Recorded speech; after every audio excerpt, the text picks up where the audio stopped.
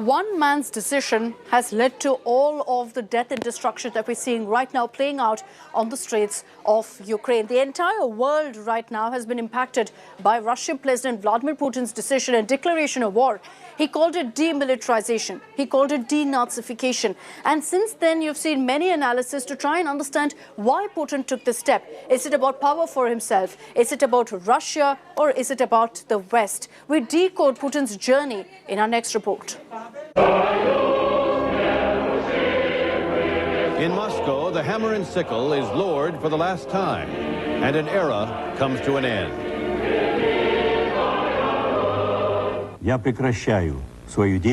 I am ceasing my activities in the post of President of the USSR.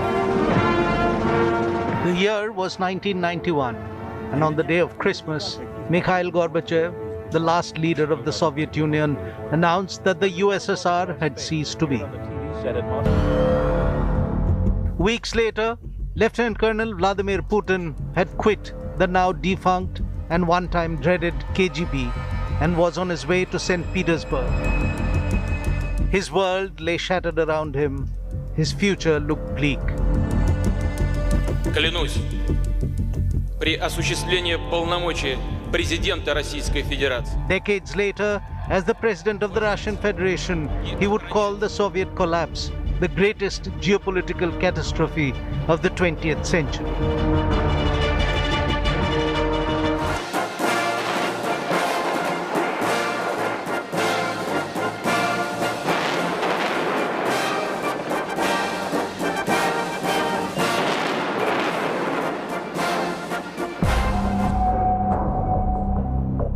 Who is Vladimir Putin? This former KGB agent, his aura very carefully crafted, meticulously drafted. Like in 2008, when he was Prime Minister, Putin, along with journalists, was visiting a wildlife reserve in Siberia when a tiger charged towards a TV crew. Before anyone else could react, Putin apparently shot the beast and sedated it with a tranquilizer gun. This was reported as a headline on Russia television, but the action was never captured on camera. Years later, in an interview to a Russian magazine, Putin admitted that the incident was staged. It was done to draw attention to a species under threat, he claimed. And that seems to sum up the driving philosophy of Vladimir Putin. Trained in the elite spy school of Soviet Union, he remains a master of misdirection. The Russian Federation, there will be no war. We don't want war, but we will not allow violating our interests. The force driving Vladimir Putin seems to be his desire to make Russia great again. In the process, Putin has gathered powers that has rendered him czar of all he surveys, while undermining the institutions that strengthen democracy. There was Alexander the Liberator and Yaroslav the Wise. We will have Vladimir, the underwear poisoner. That is how he will go down in history. His detractors have been jailed, the latest and most formidable being Alexei Navalny, the leader of the Russian opposition. Before he was jailed, he had survived an assassination attempt. Many believe it was Vladimir Putin who had ordered his assassination with a Soviet-era nerve agent called Novichok.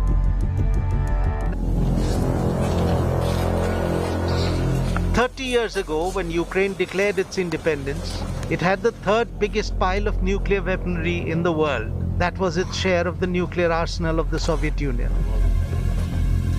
Only USA and Russia had more. But in 1994, Ukraine had willingly given up its entire stockpile for the sake of peace. Both US and Russia stood guarantors to Ukraine's peace, signaling that Ukraine will never be in need of such weapons. In 2014, Putin went back on the promise that Russia had made and ordered the annexation of Crimea. The annexation of Crimea in 2014 stamped Putin's legacy as what began to be termed the gatherer of Russian lands. Vladimir Putin became not only the longest-serving leader in Moscow after Stalin, but also the first ruler since then to expand Russian territory. Putin's invasion of Ukraine is ostensibly to teach its leaders not to tango with the West. A warning to NATO to stay off Russian borders and to stop their eastward extension. But whatever be the reasoning, stretching from Putin's alleged megalomania to claimed genuine geopolitical considerations, the fallout is going to be harsh. No one knows what Putin wants. No one knows how far he'll go. The world watches in trepidation as life hangs in balance. And peace remains subject to the demons that plague the fantasy of a single man. There's a lot of curiosity about Russian President Vladimir Putin. He, of course, sends out an aura of being a supreme leader of Russia. The world treads cautiously around him. He's a former KGB spy, sometimes prime minister, most often president of Russia. Very little really known about Putin and his life story. We break down all that's known in our next report. In 2012, as he entered Kremlin as the president of Russia, Vladimir V. Putin was walking in once again to continue his rule over Russia.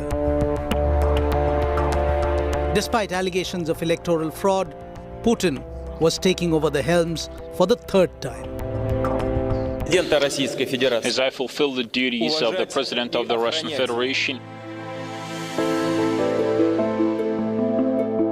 the journey has been remarkable. From a young spy in the Soviet era to becoming one of the most powerful and feared leaders in the world. No one could have imagined that the breakup of the Soviet Union would create and concentrate so much power into the hands of one person.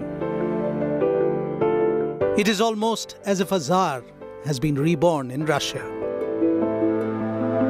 In 1952, security guard Vladimir Putin and Maria Shalomova had a son. They named him Vladimir, son of Vladimir Putin. Vladimir Vladimirovich grew up in a communal housing on Baskov Lane in St. Petersburg, then called Leningrad. An average student with no remarkable achievement to remember him by, the young Putin finished schooling and went to college to study law. The young boy who had first wanted to be a pilot, then a sailor, got swayed by the idealism of the times and in 1975 joined the Komishet Gosudar Steni Bezopasnosti, or USSR's main security agency, the KGB. It was here that the real talents of Putin got to be recognized. Within months of joining, he was transferred to be trained in the elite counterintelligence division. In 1985, Putin was posted to the KGB headquarters in Dresden, East Germany. A posting that lasted till those heady days of 1990 when the Berlin Wall came down and the German Democratic Republic imploded in the wake of German unification. Putin was there at his KGB headquarters facing a mob when he realized that retaliation of the olden days was no longer possible because Moscow had gone silent. From the front line in East Germany, Putin saw how one after another the centrally planned economies of Eastern Europe staggered to disintegration. Out in St. Petersburg, he saw Russia's troubled early transition to a free market democratic system. Lieutenant Colonel Vladimir Putin of the KGB retired in 1991 and made his way back to Leningrad. The future looked bleak as the Soviet Union came crashing down.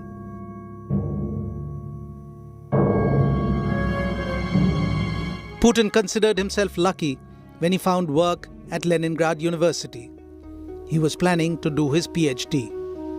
But Putin soon found himself involved in politics and administration as the now renamed St. Petersburg began to reorient itself in post-Soviet Russian Federation. In 1996, Putin moved to Moscow, to the center of political power. In the next 3 years, his rise was phenomenal as he worked his way through the intrigues and plotting at the heart of Russian presidency. He was soon noticed by Boris Yeltsin, the president of Russia, and the man credited with having struck the final nail in the coffin of the USSR. In early 1997, President Boris Yeltsin appointed Putin Deputy Chief of Presidential Staff. By 1998, he was the director of FSB, Federal Security Services, KGB's new age successor. A year later, when President Boris Yeltsin sacked the government, he replaced his prime minister with Vladimir Putin. On the last day of 1999, as the millennium changed, Vladimir Putin became the acting president of the Russian Federation, and Russia and the world would never be the same again.